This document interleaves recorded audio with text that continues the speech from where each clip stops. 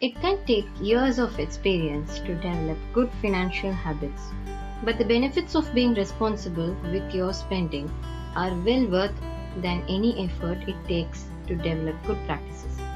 When you have your financial under control, you can keep you and your family out of debt. When people run into financial problems, it is usually the result of several bad decisions that pile up to create ongoing issues. It is okay to make financial mistakes, that what is not acceptable is allowing those mistakes to turn into ongoing bad habits. In today's video, I will feature the good financial habits you should build into your lifestyle. Starting with maintaining a budget. To know how much you can keep aside for discretionary spends after taking care of essentials, create a monthly budget. Follow the 50-30-20 rule to break up the total budget into needs, wants, and savings. Needs are those bills that are absolutely must pay and are things that are necessary for survival. Wants are all the things you spend money on that are not absolutely essential. Finally, try to allocate 20% of your net income to savings and investment. The 50-30-20 rule is an intuitive and simple plan to help people reach their financial goals. Secondly, create an emergency fund. A contingency fund will provide a buffer against unplanned expenses in the event of a sudden illness, job loss, or an accident.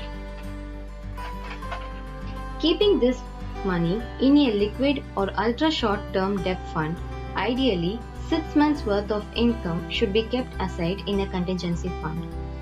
Emergency funds create a financial buffer that can keep you afloat in the time of need without having to rely on credit cards or take out high interest loans.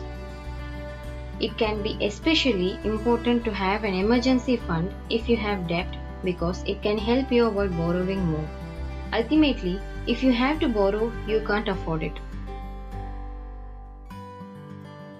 The third thumb rule is create a master shopping list.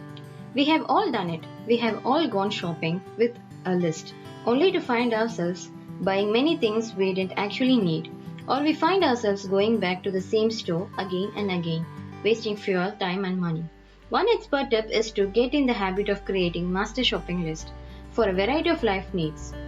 And then when you go shopping, only buy what's on your master list. Staying where you are even when your income increases. For some people, staying in the same place can be a challenge. When faced with a promotion or a new job, upgrading to a bigger, better house can be tempting. Instead of jumping, in fact, first consider the value of learning to live beneath your means. By staying where you are and saving excess money, you will improve your entire financial outlook. Set up your savings automatic transfer. Most of us would forget to put money into savings unless we automated the process. But automatic transfer is divine. In fact, it's one of the easiest ways to help your money grow. So your to-do task right away is call the bank where you keep your savings account or log on online and set up a monthly automatic transfer from your checking account today. The most important thing is to save the habit once you have the opportunity.